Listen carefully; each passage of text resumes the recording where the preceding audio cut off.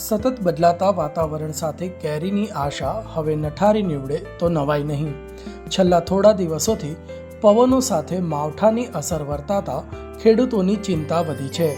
બીજી તરફ નવસારી એપીએમસીમાં કેરીના ભાવમાં સતત ઘટાડો નોંધાઈ રહ્યો છે, જેના પાછળ વાતાવરણ સાથે જ નાના અને અપરિપક્વ કેરીના ફળ બજારમાં ઠલવાઈ રહ્યા છે, જેમાં 80% કેરી પાકતી નથી. તેથી ગ્રાહકો પણ ફરી ખરીદી કરવાનું ટાળી રહ્યા હોવાનું અનુમાન ખેડૂતો લગાવી રહ્યા છે.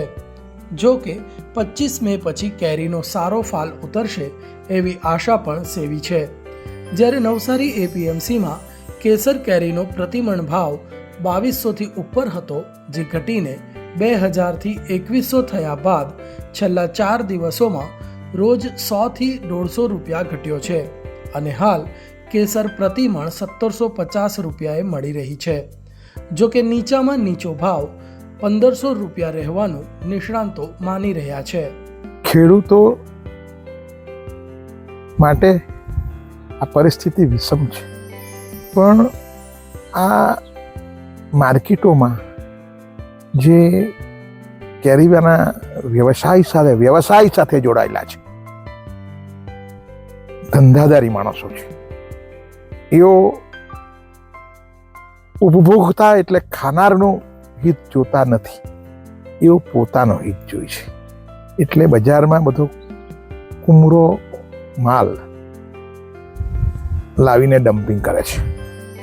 તેને લીધે ખાનાર ગ્રાહક ઉપભોક્તા 1-2 વાર છેતરાય છે, પછી બિચારો ક્યાં લેવા આવે? આટલી મોંઘી 2000-2500ની કેસર કેરી હોય અને એક બી ઘરે પાકતી ન હોય ને આ મોંઘવારીમાં પેટ પર પાટું જેવી વાત થાય.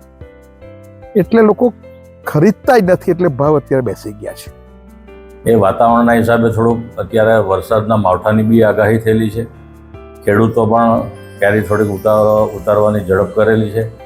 માલ તૈયાર છે નથી, પણ હવે જે આ મે મહિનાના એન્ડમાં કેરીનો ભરાવો તો થવાનો જ છે. માર્કેટમાં વધુ કેરી આવતા 50થી 100 રૂપિયાનો ભાવમાં ફરક રહેશે એવું લાગતું છે. એનો અંદાજ તો અત્યારે માંડી શકાય એમ નથી, પણ મારા હિસાબે 1500 રૂપિયા તો ટકી રહેશે એવું લાગતું છે.